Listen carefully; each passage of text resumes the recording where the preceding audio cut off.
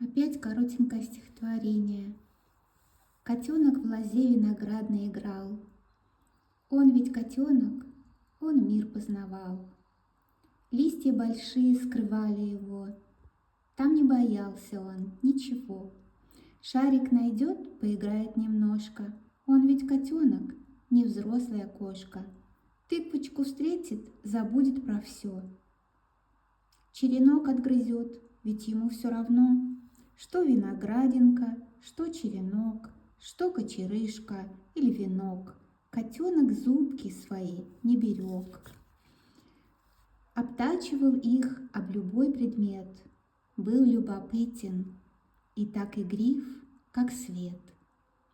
Спасибо за внимание. Пишите свои стихи, рисуйте. Это прекрасная медитация, повышает вибрации, радует.